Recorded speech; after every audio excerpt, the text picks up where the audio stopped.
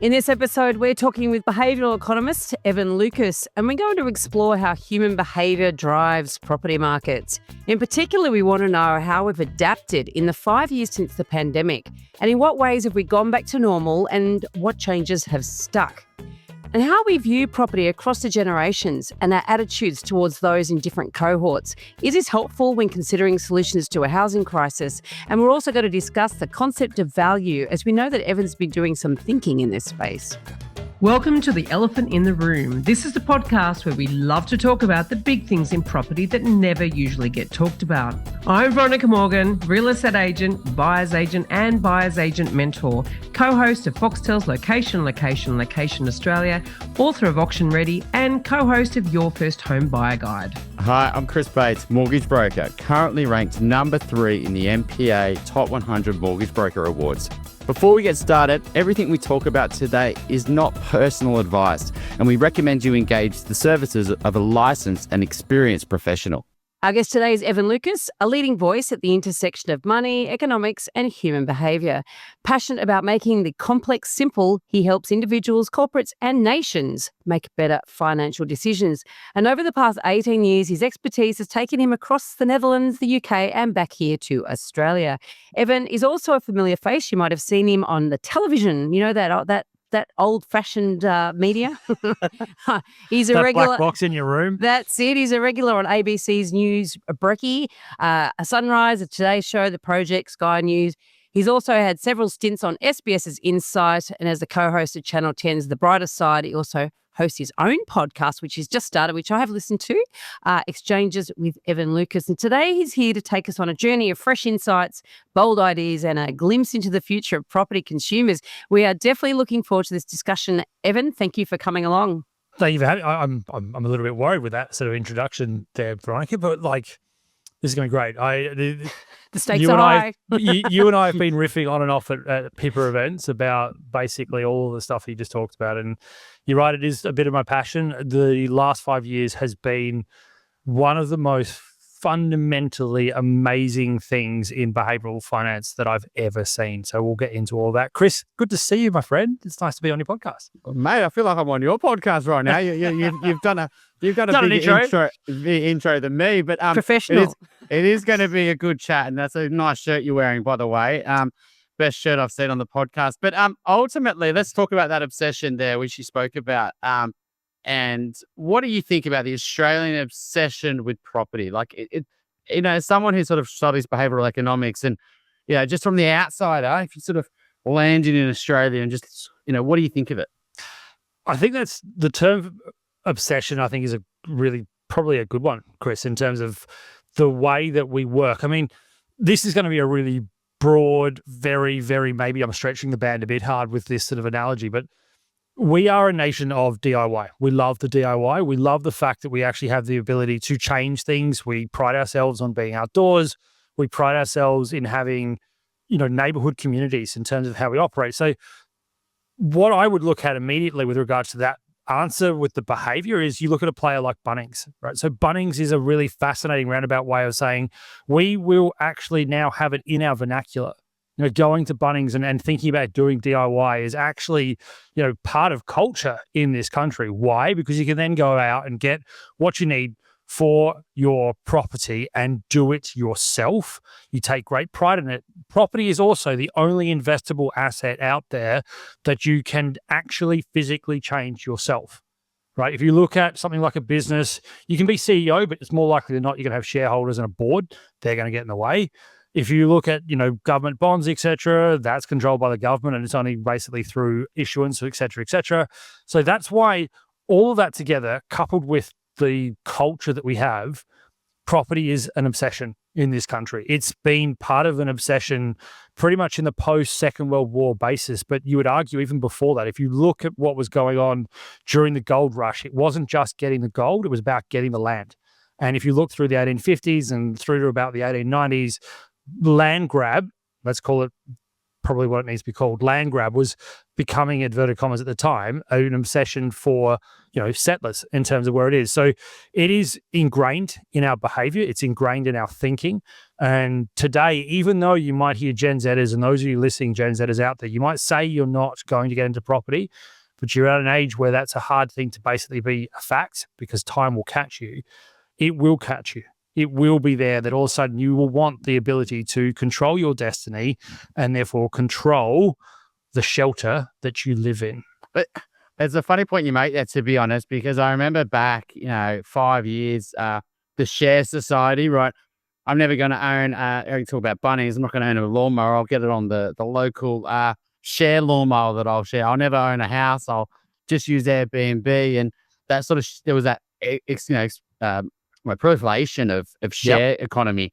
I think that's all flipped in, the last few years, right? And a lot of the younger generation, we've gone from, I never want to own, I'll just be a rent vested, to actually, no, I don't want to rent anymore. This is horrible. I can't even get a rental. My rent's gone up. And I really just want that security and stability. And this is even pre-kids. They're getting to that couple stage, and that, their desire to own's been there, which has just gone through generation to generation. I mean, but on that obsession point, I mean, like all addictions, like there's always a consequence. What do you reckon for the Australian society? What's the consequence of, or the problem that we've got because we've been so obsessed with owning land and buying property? Wow. Okay. How long's this podcast? Just want to go back to one thing that I agree with completely about what you said with regards to the couple and the moving around from the shared society scenario is what we can't control. And this is a fundamental sort of comment that always comes from Warren Buffett, is that the one thing he can't buy is time, right? You can't buy time. You can't buy it and press pause and stop it. You can run with it, you can gain it, but you can't buy it. And so it also gets back to your point there, Chris, is that you forget time will get you with regards to life and life cycles. You go from being a single, you go to a couple, you then go to possibly a family, and so on and so forth. You can fall in and out of those scenarios over time, but in general, the population moves that way. So that is the catch around, when everybody says, I'm never going to buy a property. The other thing is, and this to answer you, it's partly answer your question, because I could go on forever around it and there's no real right or wrong answer. The reason we're obsessed with it, the clash that we're having, and we're seeing that right now with, the amount of supply of housing into the market, is governments also know that the obsession is also probably a fundamental right. And that clash, right, between aspiration of owning your own property and fairness, right? That's government policy in terms of how they look at things and where they sit.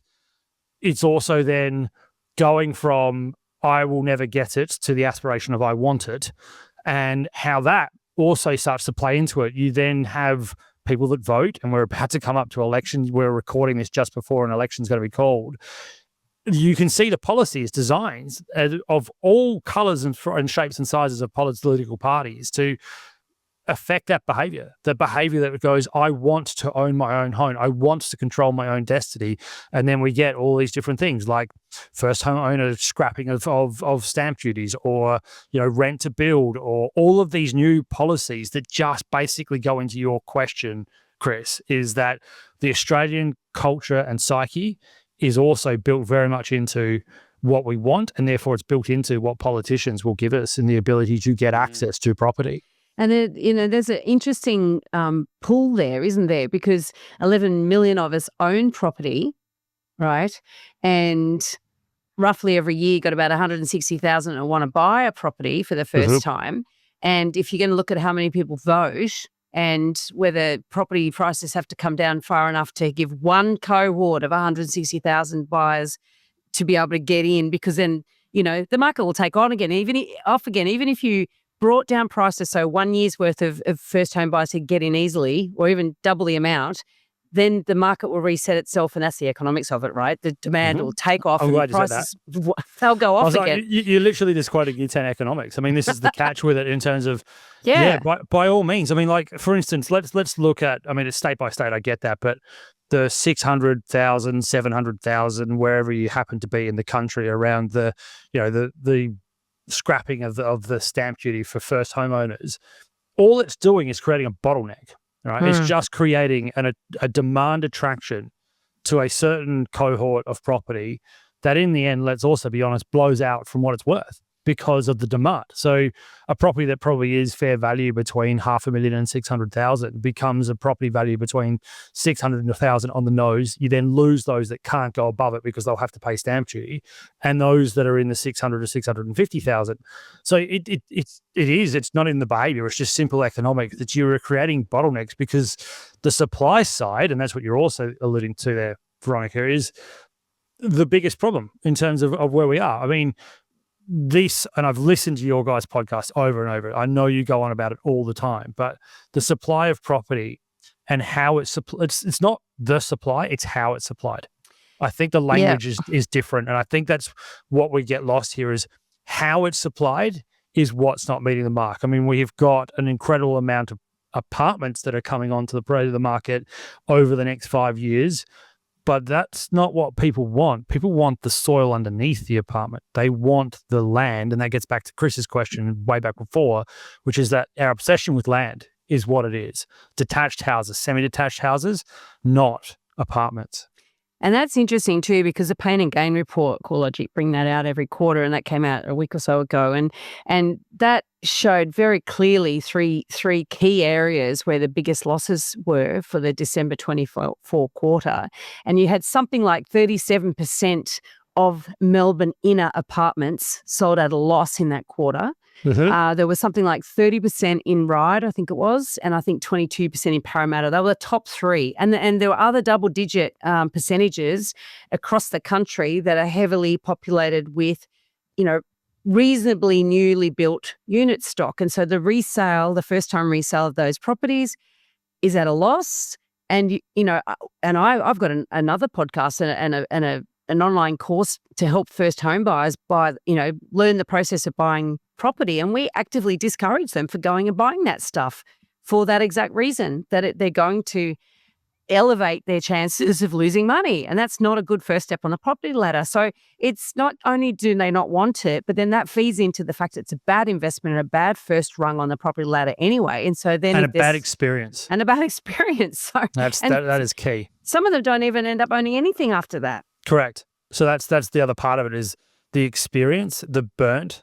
I mean, you've seen me talk about this before, Veronica, there is nothing more visceral than loss in human beings. And particularly with property, because it has gearing attached to it, the loss is more and more acute. I've always said that when you talk about the beauty of leverage is that it's like using a power tool. Let's use the property analogy, and the fact that if you use a power tool properly, you can build your house really, really quickly. If you use it wrong, you'll cut your fingers off. And it's the same concept when you look at that, because I think the other thing I found fascinating about that pain numbers from CoreLogic was that the time that they'd owned it, right? These are properties that are 6 to 7 to 8 to 9 years old. Yeah. When you start to get that concept that, property basically always gains and away we go. And, by year 9 particularly, you would have thought you'd have some or reasonable amount of gains in there, and they're losing money. And that is, again, this concept of the Australian psyche is that property never loses. Now, I've been on the record saying the Australian property market's fascinating because it doesn't tend to lose. People tend to sit on their properties during downtimes. But there's no one thing as the Australian property market. That, I think, is the other part of the answer. Evan, you're a money markets guy, right? So you've been around money for a long time. And I think I was on this journey as well. Like, you understand that, you get into financial advice, for example, and it's marketing everywhere, right? Pick this stock, pick this fund, build this portfolio this way. And you sort of naively sort of think that you can do it, right? Yep. You sort of fall for the marketing. And this is what consumers do as well, right? They think that the people who are doing that can do it as well. But at some point, some advisors realize they can't. And then they go, hang on a sec. There's all these other things called behaviours that, that humans are basically stuffing it up on themselves, right? And then they potentially should just go, when did that sort of light bulb, the behavioural economics sort of come for you? And can you sort of explain it to our listeners and why you believe it matters so much when you're investing is understanding this side of the equation? Wow. Okay. That's brilliant. I think the first time I saw that was when I was in the Netherlands working on the Dutch Stock Exchange.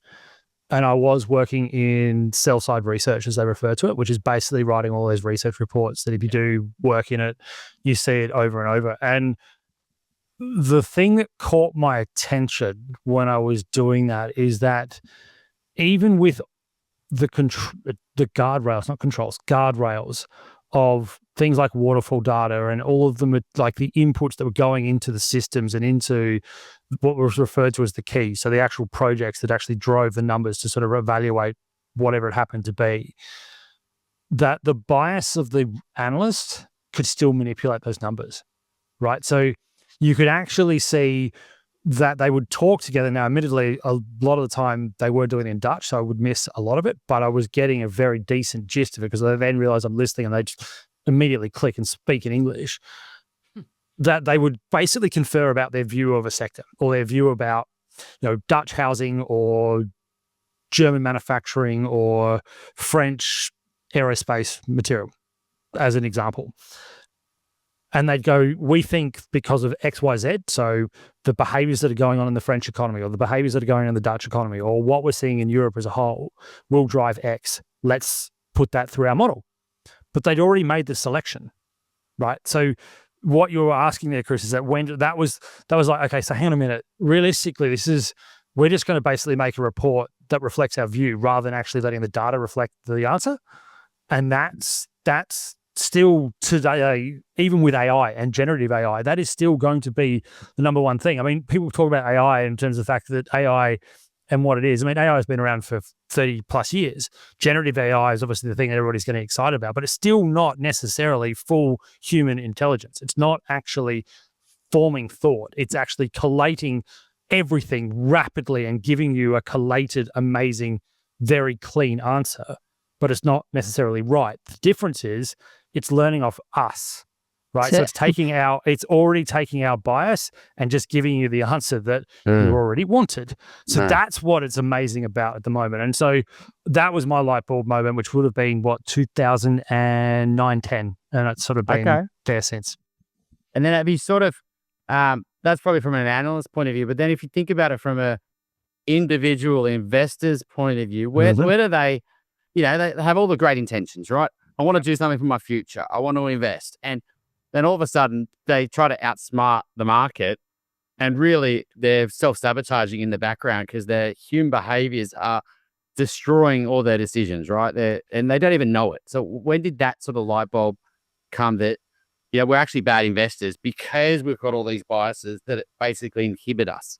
Yep. It can also actually help you. So it needs to be both sides in terms of how I answer that question. It can actually help you to sort of, if you come from a pessimistic view, you can therefore very quickly, alter out certain things. If you come from an this is what we call self-attribution bias, right? Where basically if you make the right decision, it was all on me. If you make the wrong decision, it was on the environment, right? Yep. So it was on that's self-attribution. So that question and when it happened and how I looked at it, yes, it was in investing in terms of that space and probably was what was sort of going on in what I saw in Amsterdam when I was there with working on sell side, because they weren't just the analysts, they were also the traders, they were also the investors working on funds. You then came back and I was working in broking. It was the first time I also had touched to housing because I want to bring it back to that. Like the first time I actually saw housing investing done poorly was people were investing on the concept of where I live is the best place to invest.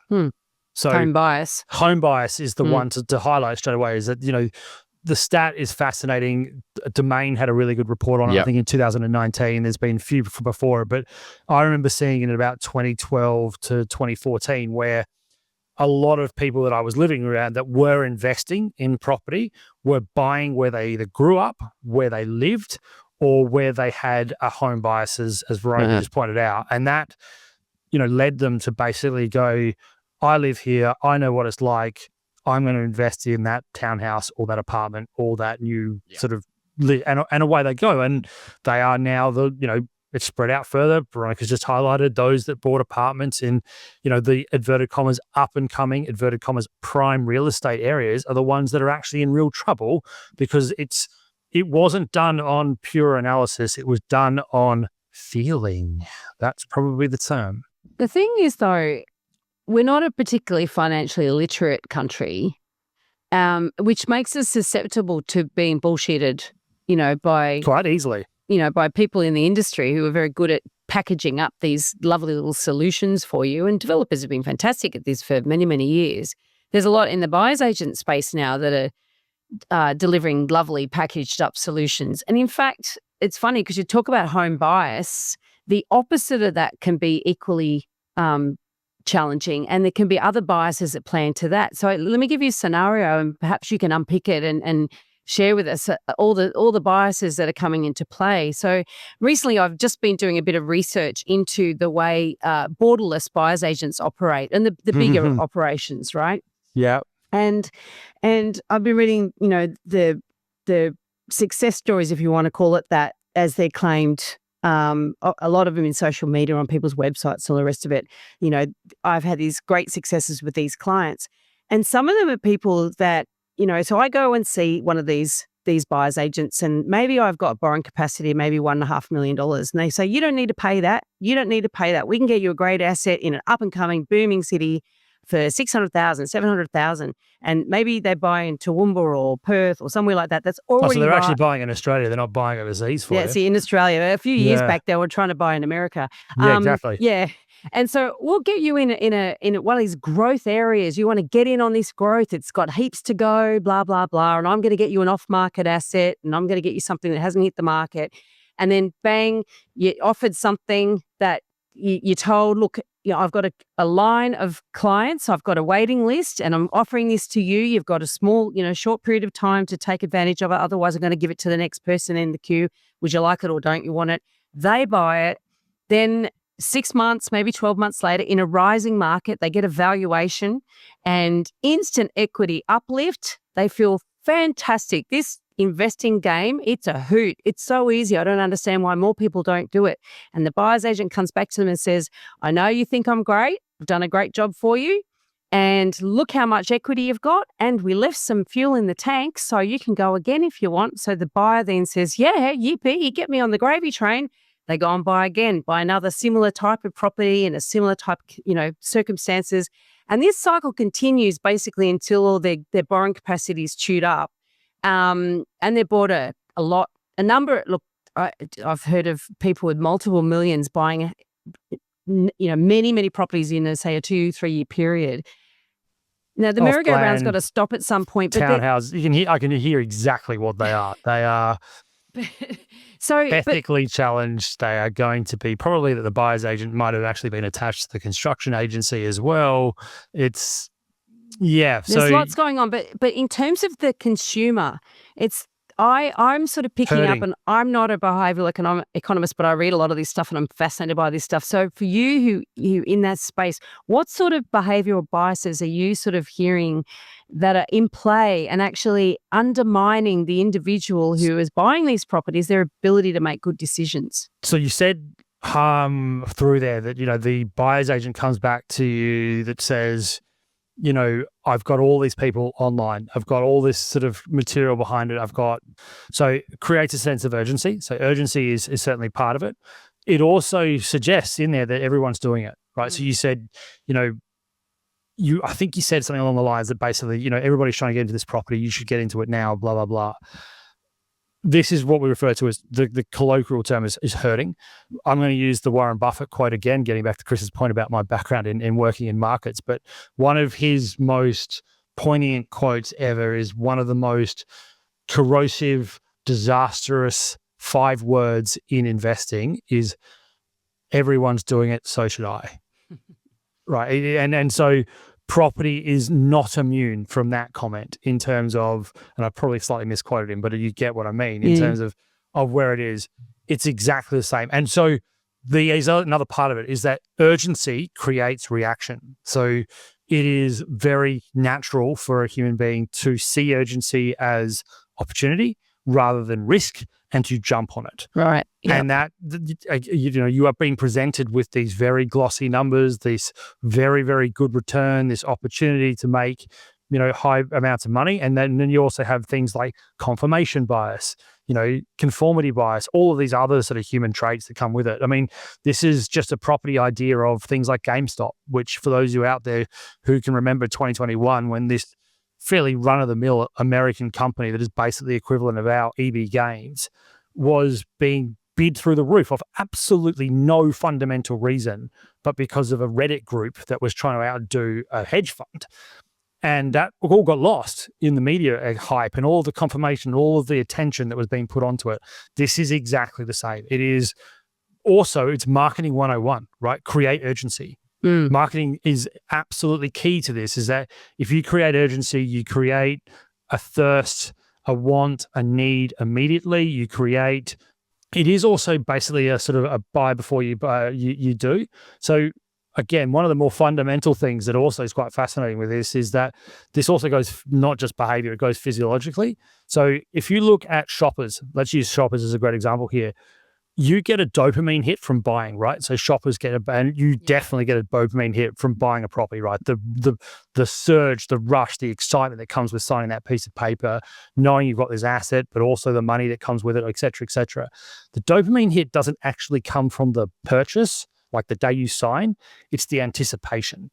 It's the same in shopping, right? So buyer's remorse, the reason it's referred to that, it's actually your fall in dopamine and that come down that happens with the drop in dopamine. Wow. Yeah. Property's the same, right? So if you create urgency, I'm missing out. It immediately triggers dopamine into your body and you get that surge and you get that buzz that comes with urgency from dopamine. And then when you do it, you get that moment, that sort of, because your dopamine falls through the floor. So it's exactly the same concept in what this happens, and they are tapping it into it perfectly. So what you're saying basically is that we're basically physiologically and psychologically predisposed to get sold to. Yeah, geared to it. Absolutely geared to it. And again, that's why, you look at bodies that are now designed to regulate human behavior, right? I mean, if you look at what the ACCC is designed to do, or if you look at what ASIC's designed to do, or APRA, they are designed to basically rein in two sides. The fact that we're geared to be sold to, as you just alluded to, Veronica, perfectly. Unfortunately, the other side of it is also where you were sort of leading with that sort of story question, was that human beings are technically in competition with each other. And therefore, when you have an offering that is technically counter to the client, but you get commission from it, or you get sales from it, or your business is designed to actually sell something to somebody, then you also have that drive as well. That's a biological and fundamental human need, is that you need cash. The catch is that things like cash can create greed, and greed can then also perpetuate bad behavior as well. And that's what you're alluding to in that story question, is that it's so many different things crashing into each other. And it's why you have bottleneck economics and $600,000 townhouses that you were talking about before, because where are most of those properties aimed at? The player that is trying to get in, fast, quick turnover property options with ready-made turnkey options. Let's do it. That's it. Supply. And on the other, it's funny because some of these players, they learn the language of those that really know what they're talking about, and they'll say things like, we don't buy off the plan. So you get many that do spruik developer stock, there's no doubt about that, and it's very highly lucrative for them. And you've got others that say, we only buy established, but then they go to these regional sales agencies and they'll start picking through their crappy property management book, and the agents will be like, this is great. These owners would have loved to have said sold for the last 5 years, but we haven't been able to find a buyer. But hey, you got a whole book full. So excellent. Moving along a little bit though, there seems to be a growing generational divide, not just in terms of perceiving who has and who has not got property, but in attitudes towards property ownership. And Chris talked about it earlier in terms of, as we get older ourselves and have kids, and then our own pressures will change the way we do view property and property ownership. But these sort of differences, I saw you on the Insight program, and there's a lot of finger pointing at boomers, for example, and there's the avocado toast accusation at millennials, and there's all this sort of stuff that one generation may accuse the other of. What do you see as the big differences in beliefs and behaviour around property across the generations? Yeah, and I think also, that actually the belief is probably also similar in terms of their times and where they were. So, so today's millennial is tomorrow's boomer. Is that basically what you're saying? Yeah, that's what I'm saying. So, like, if you look at what boomers were saying about what's referred to as the builder or silent generation, so the ones that went to war, there was fairly similar accusations being made in the 70s and 80s. Right, yeah. And I think what's also forgotten in like the early 2000s, there was this genuine belief that the boomers would be a massive, massive drag on the economy because you'd have all these people that didn't have enough superannuation, didn't have enough savings, that would have to get the pension. Housing wouldn't do enough job of actually generating wealth, and away you went. We're talking 25 years ago in terms of what boomers were expected to be. Now, it's the completely flip side, as you're alluding to there, Veronica, where, millennials and Gen Zs are accusing them of hoarding property and they're never going to get in and what have you, and away you go. They've had the time. I think this also gets back to my question before with Chris, is that they've had time. Like, boomers are, the youngest group of them are actually 65, right? That's actually, they're not. Yeah. The youngest boomer is now 60. Is it that? Well, it depends when okay, so the cutoff is 60. Okay, so you're looking at 1955 to thereabouts, right? So 65 to thereabouts. 65, yeah. Yeah. So the youngest version of them is 5 years away from retirement. Most of them are in retirement in terms of where you sit. Generation X is the one that gets away with everything because they're this stuck one in the middle. And I hope I didn't offend anybody on or listening to this. I'm Gen X. Yeah, because they're fascinating because they've actually also had a scenario of time, right? So they're the ones to really look at here, that they are in time. They've had probably 20 plus years in the workforce. They are more likely than not to be a generation that's had full exposure to superannuation when they started, because the youngest Gen Xer would have been 94, maybe early 90s, like even 90 for when superannuation came in. So pretty much their entire major earning part of their life, they've been getting super.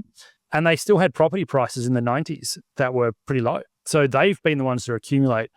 The other thing about boomers that's fascinating is that boomers, they are just the same as Chris's question before. They have their own cultural biases. They have their own homing biases. And as I said, when I did the SBS Insights, the thing about boomers is that they probably do want to downsize, except for there are several things. One, stamp duty. We know stamp duty is a massive drag for them. Why are they having to pay the state for the luxury of moving? They don't like that. But the bigger one is where. They want to stay in the area that they've grown their kids, their family, their life, their culture, their lifestyle, their friends in, and that property doesn't exist. So, you can't all of a sudden turn around if they are the ones that get fingered in Toorak, for example, or in, Double Bay in Sydney, and all these ones with lots and lots of money. But they want to stay there because that's what they know. They've been there for such a long period of time. What are they buying? And so because they can't find what they want, they're going to get charged to move anyway. They don't. So instead of having 10 properties that should come on because boomers of empty nesters and downsizing, only one will come on. And then you get the other side that we've talked about before with Chris's point around the size of families expanding. That home that should be grabbing there should be 10 4-bedroom homes for the family. There's only one, but the amount of families doesn't slow down. In fact, if anything, it's getting bigger by immigration and just by sheer time. So that's all part of that point. I'm on a personal mission to help more people make better property decisions. Most people don't realise that they can cost themselves hundreds of thousands of dollars over the medium to long term when they make property decisions without all of the information that they need. And what I do is help people with tricky real estate problems, which often masquerade as simple questions like, should I sell my investment property because the interest repayments are hurting? Or should I buy before I sell? Or the other way around. You can connect with me and access all of the tools that I've created to help you make better property decisions at veronicamorgan.com.au. And there you will find resources for first home buyers, details about my buyer's agent mentoring program. You can connect with my Sydney-based property management and buyer's agency teams, Australia-wide vendor advocacy, or ask me for introduction to the small group of buyer's agents that I would personally recommend across the country. That's veronicamorgan.com.au. If you're looking to buy your first home, thinking of upgrading to a new one, or purchasing an investment property anywhere in Australia, we would love to carefully guide you through this journey and, importantly, get the finance right. Reach out via my website, alcove.com.au. Yeah, it's interesting what the downsize of stock, I guess you'd call it. I mean, they are trying to build it as fast as they can right now, but it's extremely expensive, right, to build, and they can make the fundamentals stack up. But everywhere where they want to live, like you said, along the beaches or eastern suburbs or whatever it might be, they just can't build enough, right? And yeah, and then they get the boomers back. The millennials and the Gen Zers back at them, going, how stuck up are you and blah blah blah. But it's the same point. I mean, I would say and I'm a millennial, I'd say to my generation, like, if you were told that you were not able to live where you had grown up as a child, and then your parents weren't allowed to live there either because the only places they could find was, way out in outer suburbs or in a completely different city or on the other side of the bay in Sydney or, the other side of the river here in Melbourne or wherever it happens to be you're listening to this, that should flip the story. If you couldn't get access to your parents, how would you take that? Well, I think that's the big point right now is once the kids can't buy, let's say the grandkids, the millennials, and then having kids and then the grandkids, and they're getting inheritance from their parents. They say, well, if they're moving away, they're then tapping their parents and say, hey, I know you're living in this house, can you give it to the grandkids, right? Because then I can't see my grandkids, you know what I mean? Like there's a pressure coming down because they haven't got enough money. They've got a mortgage and they've got, the question, yeah. I'm going to interrupt you. Sorry, Chris. The question that's interesting about that, why is that a problem? So this is, I think, also gets back to the cultural thing, right? Is that, again, living intergenerationally in the 50s was fairly common. Why is that now a problem? And that, I think, also needs to be challenged back to the today's status quo. Why is living with your parents and your grandparents a problem? It's funny, actually. I mean, at the outset, you're talking about sort of our colonial history, effectively, and how that leads to us having this desire for a piece of dirt. And I'm not overly familiar with the American market, but I feel like that there's some similarities to, being a relatively new country. But as opposed to, where was I reading it? Maybe it was something you were saying that, Bunnings, was it Bunnings that tried to set up in the UK or something? That was me. Yep. Yeah. And there's no market for it because it's such a much older country. I guess people have a different attitude towards DIY or different attitudes towards ownership. And like a lot more people bring up kids in apartments too, right? And because the cities are bigger and more dense. Yeah, and all of the above. So they have a culture of not what we do, which is DIY. They have a culture of do it for me.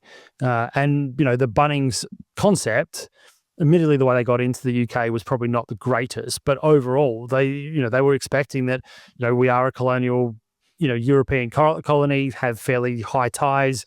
It is still the largest nation of migrants that we get from, although that's quickly changing towards India. But overall, it seemed complete sense. But as you perfectly alluded to, the way the housing market in the UK is set up to Australia is completely different. The majority are renters. They're not owners, or they are long-term tenants. There's co-ops. There's all other forms of overlay in terms of, if you own a place in London, it's more likely than not that it will be part of a co-op or some form of strata. And so you can't just go down to Bunnings and go, I'm going to knock a hole in my wall. You have to tell the agents what the hell you're doing in your place. So it becomes a headache. So why would you do it? Get somebody to do it properly. And that again is the difference in terms of, the American one's the great example. It's not the same for every state, but they are, buying the white picket fence. That whole analogy comes from the US, not from Australia. The white picket fence is where it is. I can hardly believe we're there because, the Bunnings they boomed in COVID too, didn't they? That whole DIY thing really went on steroids in Australia. And, the way you did get out, right? Well, yeah. We've just passed the 5-year anniversary of COVID lockdowns. Now looking back, how have we changed?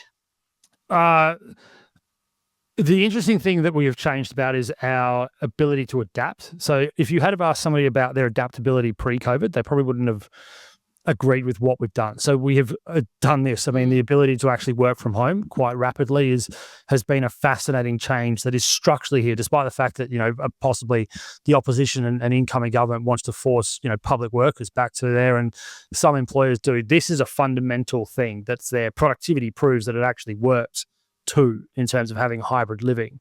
The way we consume is also different. The unbelievable bound to online was incredible. So one of the fascinating stats that happened during COVID was the internet had been around for about 35 years when COVID hit properly, and only about 20% of purchases were online of all products. In that 1 year alone, it jumped 8% to 28%. Right. So, and it's now up to 32 in that. Wow. So it hasn't gone backwards. It hasn't gone backwards, and it's not slowing. I mean, you look in terms of, the high street, and this is the interesting thing. I spoke before about prime real estate. Back in the day, the high street was seen as prime real estate. You get constant rent. You've got a rent that's generating income from a business that they own. You've got foot traffic that's always there. There's always interest. The high street's the one that suffered the most from COVID. It's not returning to what it was. So even more than office space. Yeah, but it's different. I mean, if you're a cafe, you've got a different, there's other external factors, like there's inflation, there's cost of business, there's regulation overlays, red tape, insurances. That's another one that's really gone through the roof in the post-COVID world. So it's not just as simple as saying the behaviour, but the high street is under real pressure because of the fundamental changes that have happened. And that's both the behaviour, but also the economics, and then the regs that have come with it. So that's one. The one thing that hasn't changed is the desire and the thirst for property. In fact, if anything, it's got higher. So the one thing that was fascinating from COVID is that we don't like living with each other anymore. So, we now have a scenario where we've got the lowest level of people per houses pretty much since records began. So it's 2.62. It's actually 2.4 across the whole nation, but I want to use a 2.62 because that's the 20 major capital cities that are highlighted. Because COVID, obviously, we had isolation, empty nesters has rapidly ramped up, but also like renting properties. Like, so back in the day, renters, particularly, students, would have been 4 to 5. It's now 2 to 3.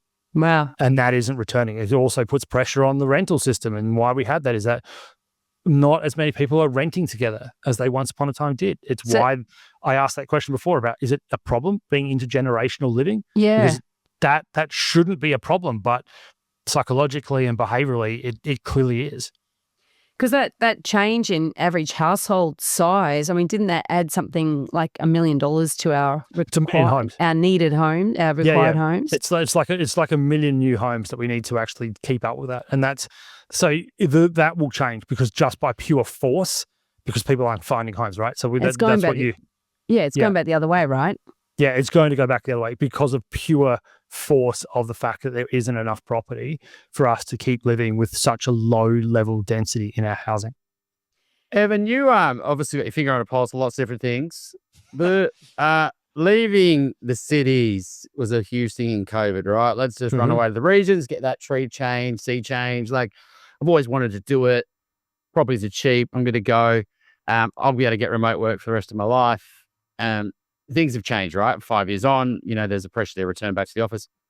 How do you sort of, from a behavioural point of view, how are you sort of thinking about this and how it's going to play out over the next few years? Because there's so many competing interests, right? When the market's good and the corporate, leasing and, company productivity and, what workers want and workers want this talent. So how are you sort of digesting this trend? Because it's sort of going back faster than probably people expected, I would say, right now.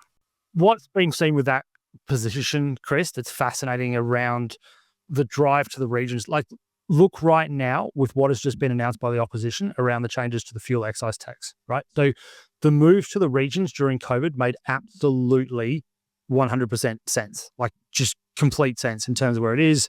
You had more freedoms, you had bigger areas you could consume, and that movement. The catch now is that businesses do want you back in the office, and not do they just want you back in the office, you have to commute. And so you asked before about what's going on with that movement, is that what we did also see is that those that were in the tier 1, 2, and 3, so those lower, mid, and sort of middle brackets, were the ones going to the regions because they could get the property they couldn't get in the capitals. Yeah. Now they're facing this scenario where they have to keep up with the mortgage repayments that would have been done quite cheaply, but the commute and the time cost and the time value that comes with that commute is going against. So Victoria is a great example. Victoria is one that's bucking the trend where the move back to Melbourne is on, whereas New South Wales and Queensland, it's the other way around. Now that comes down to affordability, and that's a completely different story. But it is fascinating that the behaviour to the sea change, let's call it that, was absolutely there. People still want to do it, but their work is now becoming a problem. And I've spoken about this before with regards to one thing that's fascinating about Australia and to some extent New Zealand versus the rest of the world is that we are one of the only players that want to live where we work rather than live and work where we have to. So you look at, we talked about the UK. Oh, yeah. The UK is happy, the more money they make, to go and live outside of the city. So, you don't, if you've got money, you don't live in the city. You go and live in Richmond, or you go and live in, Essex, Sussex, what have you, Middlesex, etc. The same if you look into, New York, you don't live in Manhattan. You live in Westchester, or you go and live in Long Island. It's the same pretty much around the world. We're the opposite, right? It's the reason we talk about the 8K ring in Melbourne, or the 15K ring in Sydney, or the 7K ring in Brisbane, the same thing on, the inner east and west of Adelaide, etc. Because it's very, very close to where we're more likely than not to work, which is the CBDs. We have hubs of work, and that's where we want to be. So the pull back into the city is getting stronger because these people didn't necessarily get jobs in the region they moved to. They were doing it because they could. And now they've got the dilemma that I have to commute an hour a day. Now, again, overseas, that's completely normal, but our infrastructure is not great. And transferring on a train for an hour is, okay, maybe only realistically New South Wales has probably got the infrastructure to do that, but most other states don't. Queensland, if you're in the Brisbane, or let's call it the southeast coast of Queensland, you're probably okay with the Gold Coast and Sunshine Coast. But overall, the infrastructure isn't there to sustain regional populations commuting to the city and then coming out again. If you had to make a bet, 5 days back in the office, or 3 days working from home, who do you think is going to win that fight? Because this is really what. Yeah, you reckon that the employees are going to win? Yeah, I do. Because the other thing that's been changing, and we talked about the generational differences before. Millennials and Gen Zers are the ones with the highest level of surveys that show that life and lifestyle and their alignment with, purpose, let's call it that, Chris, is more important to them than salary. And so if they are forced back in for 5 days, you watch how fast they jump over a 6-month period. They will be unhappy and they will quickly move. The laws are moved. I mean, even we've seen this week, the changes to non-compete clauses, right? For those earning under $175,000. That will feed into that ability to move even more because they can, they no longer have working mobility. Yeah, exactly. I mean, from an economics perspective, that is one of the biggest things I saw on Tuesday. That is actually a good thing for productivity because it forces businesses to be much more fundamental. It forces the ability to be streamlined and to actually have, pretty slick systems in place, rather than being slovenly and go, well, that client list that you built, we get to keep it. P.S. You have to sit on your hands for 6 to 8 to 10 to 12 weeks. That's gone. So no longer can business is going to hate it. I'm not going to deny that. But from a productivity perspective and from an overall perspective, it's a good thing. Well, that's right. You get the biggest wage increase when you quit your job and go to the competitor, right? And none of my staff don't think about that. Block your ears. You guys are already on a good salary, so that's okay. And you guys love working here, so that's fine. But let's just go on different. There's a lot of tangents here. I know there's everywhere. Diary of the CEO. I don't know if you saw it. There was a huge podcast around with Stephen Bartlett and Gary Stevenson and Dan Presley, which is hard to listen to. Yeah, it was hard to listen to. But just putting inequality and on the table, what's your thoughts on, what Australia's becoming and the way the system that we've built What's your take on all that? Yeah. Okay. I think we need to put into perspective against global peers right before I answer that question, because people will have very, very strong opinions of this. And the best way I can sort of put my 2 cents into you is to say we are still absolutely not just a lucky country, but a country that is significantly further ahead than even some of our big developed nation peers. And that needs to be front and center. There is a reason why we have the highest level of immigration in the world to our peers, 2% of growth compared to pretty much everywhere else, which is about 0.5 to 0.9. People want to live here because of our living standards and the way that our country is run. I said this earlier before, and the catch that governments have is they have to balance aspiration and fairness. Now, both sides of politics at the moment are pretty much just tinkering at the margins, so they're purple. So what their view on fairness and aspiration is there's probably some, semantics debate around it, but overall what they're doing is pretty much the same in terms of that space. Is it perfect? Absolutely not. I mean, let's look straight away at something like super. The concept of super is a really good one, but it has created, if we want to argue about generational wealth difference with boomers and Xers and blah, blah, blah, that's a key point. I mean, it is basically a tax haven for the rich and a tax burden for the poor. Because if you look at how it's done, how it's structured, it benefits the highest earners by throwing as much money into superannuation as you can at a 15% tax rate rather than the standard tax, even salary sacrificing and all those materials inside it as well. It creates an imbalance, and therefore we have an imbalance in super because there are those with millions and those with nothing. I mean, if you look at some of the big industry super funds, the average balance in it, like, I'm not going to highlight which one, but it is one in the top 5, is $46,000. Wow. $46,000. Now, if you listen to Asper and what they're saying, that you need on a single person to live modestly, and it is absolutely modestly, you need $40,000 a year. That means you've got 1 year of savings. So, okay, this has been going for a long time, and it's now up to 11%, 11.5%. I should know because I am an employer. I do pay the statutory amount, I will tell you that. But, there's been a long time for some of us to accumulate super. Certainly I've been, contributing for many, many years.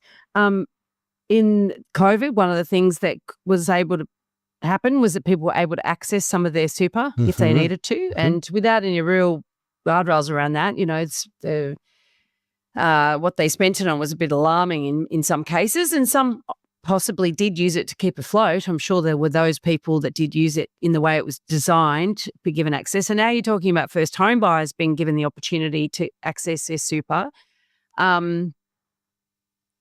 What are your thoughts on that? Because that's, if the average balance is 40,000 and that's clearly inadequate, we've got a whole social security system based on the concept that everyone's going to be able to support themselves.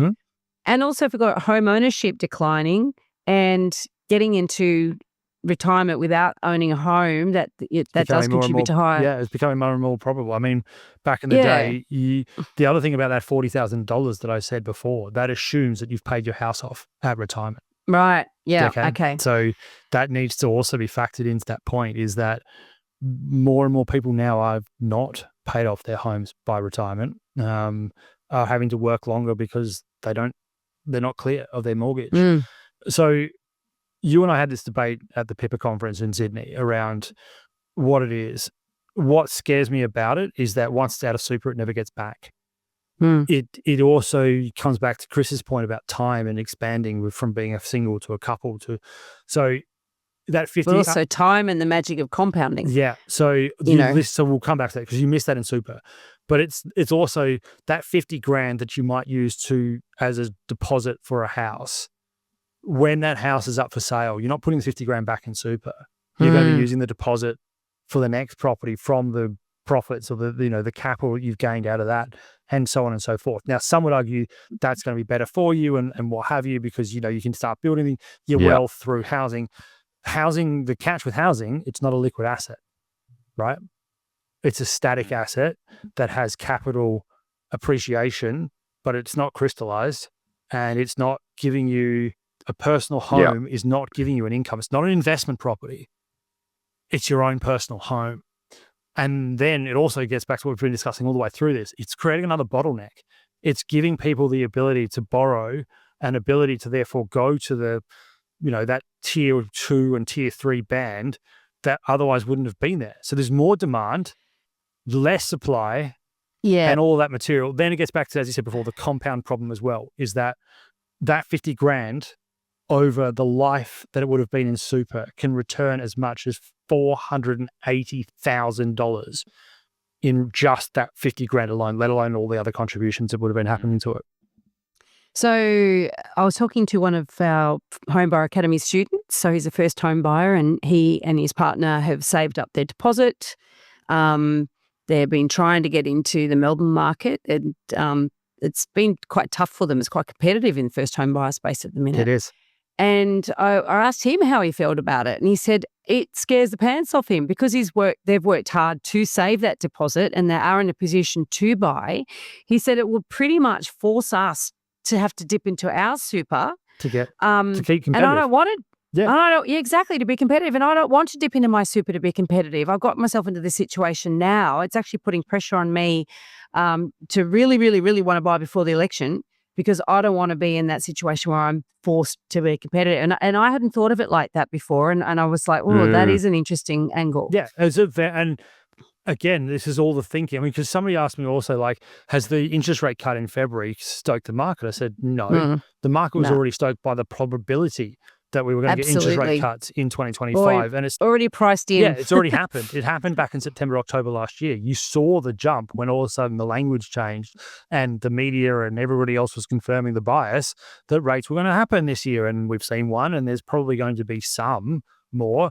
The thing is, when? Great question. I mean, some will argue it's next Tuesday. Some will argue that it will be as late as September. So it doesn't, but again, it's going to come. So this is all part of that perception. So you've also highlighted something I've said many times, is that urgency, right? So they are now making a decision urgently on a possibility of a change of government, right? And so, well, I mean, think a few years back with the change of government in New South Wales, and you had the end of Perrottet's government. We had first home buyers were able to buy and not pay stamp duty. They could opt out of stamp duty and pay a rent, land tax. And there was a definite impetus in the market. It definitely helped kick us back into gear after a really crappy 18 months or so. And there was urgency there for good reason, because Mins came out and said, well, if we get in, we're going to axe it. So they knew there was a deadline. And there's a small cohort of people that are paying ongoing land tax and didn't have to pay stamp duty. I want to get to value. We're sort of running out of time, and we've been talking about all these other things. Tell us, you said to me, I want to talk about value. This is an interesting thing. So share with us a little bit of your thinking at the moment in terms of this, concept of value, real and perceived, in the context of property. Yeah. So real and perceived is an interesting way of putting it, because this is where linguistics is a fascinating thing in psychology, not in economics, but in psychology it's very, very strange, because the word value has a different persona depending on what you put it towards. So the value of the property has a capital value, but it also, if you ask why are you buying this property? Why are you buying this property will change when you say, why are you buying this home? Right? So that word change from property to home changes the value, right? Because the value then isn't just capital. It's emotion, it's time, it's experience, it's life, status, it's belief, bingo, keeping up with the Joneses. Value all of a sudden flicks from being just pure capital to something else. And it also therefore means that it's why people overextend, because the capital value and the possible loss and the overextension gets overdone by the value of status, by home, by family, by belief, and all those things in between.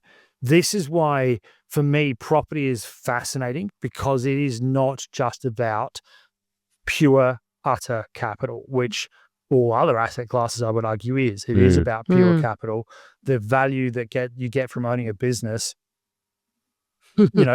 buying a share on the stock exchange is not the same value as you're going to get out of having a property.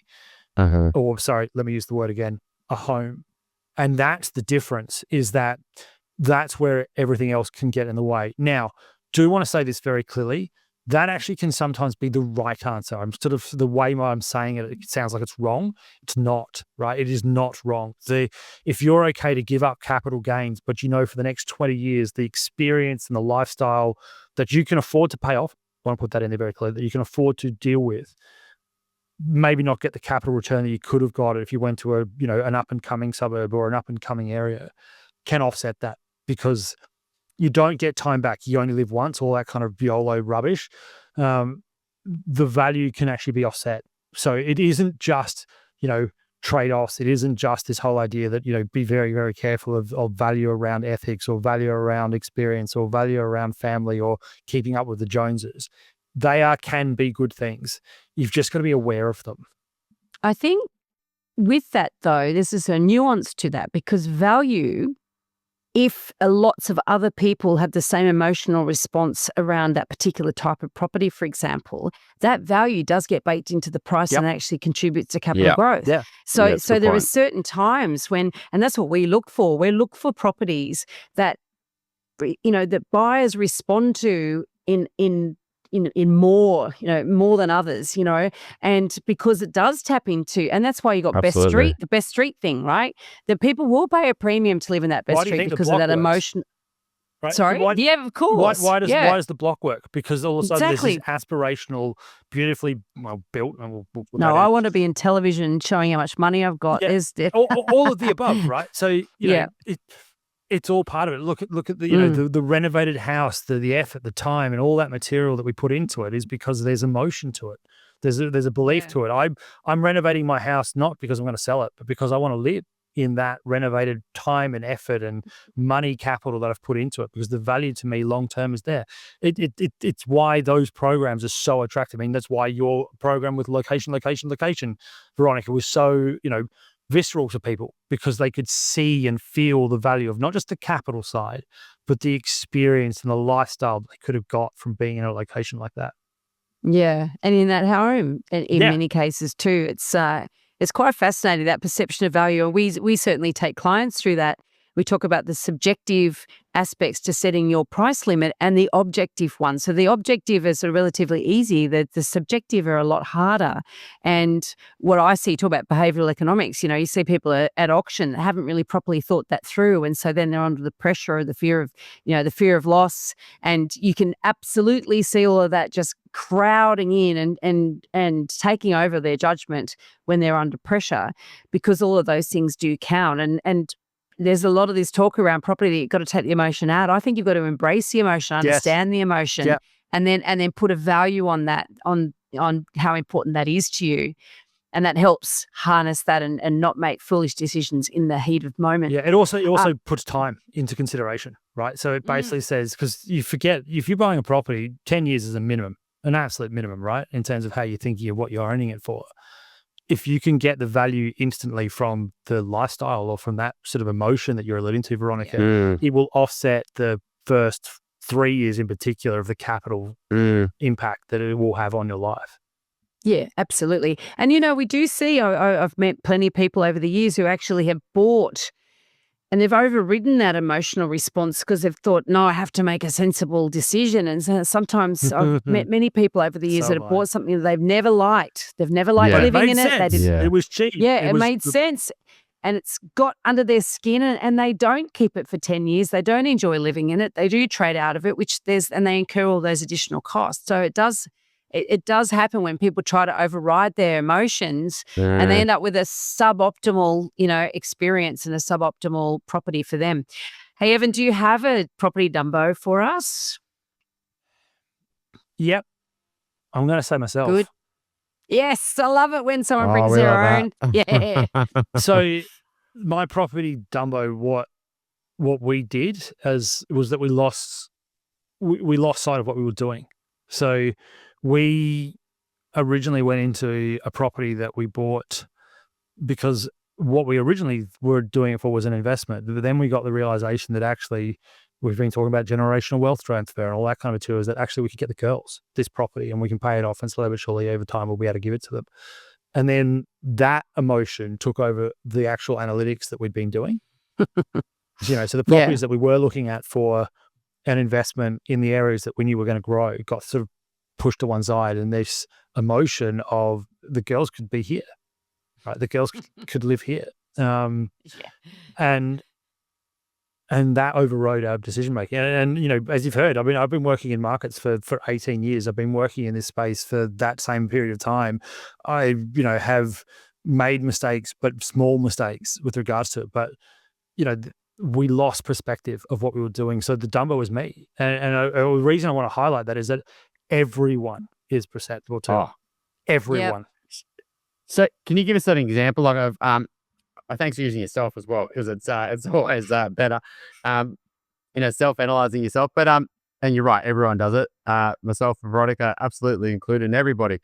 You actually think you're a good buy until you actually start trying to buy, and then you realize, shit, I actually don't know what I'm doing. And and everyone, buyer's agent hate me as a client, because I'm worse. I'm horrible at it.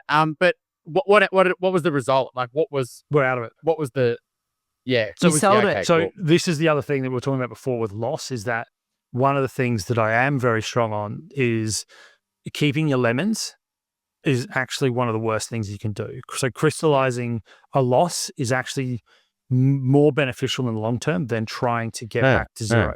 Ripping off the Band-Aid. Yeah. So we crystallized the loss and we walked away, and we've now, we've had many years to not even many years. It's the recuperation, the opportunity cost, the time cost, the value cost, all etc. Infinite with it not now actually in our portfolio. So the answer to your point, Chris, we bought it. It was wrong.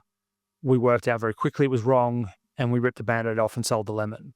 Well done. Okay. And so well done. That the dumbo was the buy. The correct decision was to get rid of it.